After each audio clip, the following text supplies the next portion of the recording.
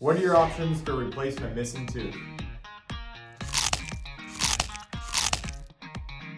Welcome to ToothBrothers. I'm Dr. Kevin. I'm Dr. Scott. And here we talk about teeth, dentistry, and the dental office. We're coming at you from A Dental Dentistry, and today we're talking about your options for replacing a missing tooth.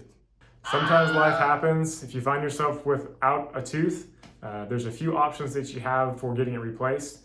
In general, we're looking at either an implant, a bridge, or something that comes in and out, like a removable partial denture.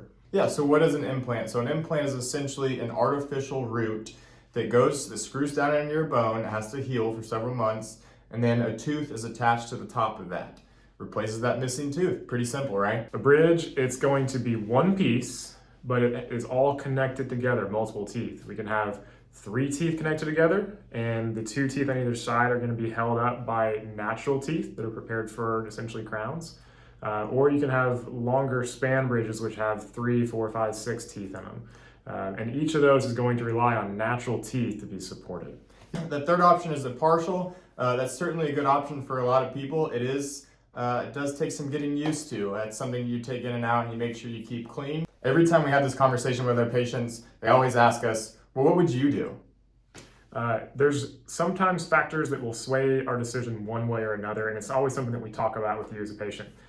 In particular, if you've got the teeth on either side of the space that already have had dental work to them, or certainly if they need dental work, that kind of makes it more sense to do a bridge.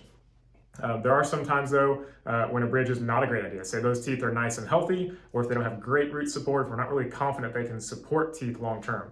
If something happens with one of the teeth on either side of the space that's supporting a bridge, we lose the whole bridge usually. And so that's one of the disadvantages of having a bridge, is that it does rely on those teeth, and we're just really counting on those to continue to be strong for us long term. Now, what are some advantages of the implant?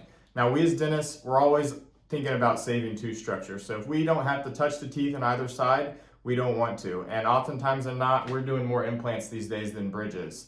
So the implant will just replace that one space, that missing space, and we don't have to affect the teeth on either side.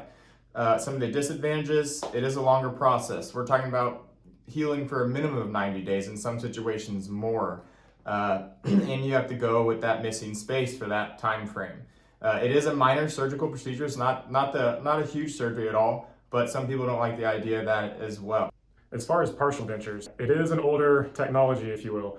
We're relying on a piece of plastic or metal to grab around the remaining teeth, and as you chew on it, it can torque those teeth. So that's a disadvantage of a partial. You can get food up underneath it, even with a well-fitting partial. It's just not as comfortable overall. Now, the main advantage of a partial is that we are able to replace many teeth with the one prosthetic. And so in cost-conscious situations, a partial is often a good choice. So in closing, Dr. Kevin, I think this really just comes down to a conversation with your dentist. Everyone's situation is different. Really talk to your dentist on what the best option would be. Come talk to us. Thanks for watching. We'll see you next time.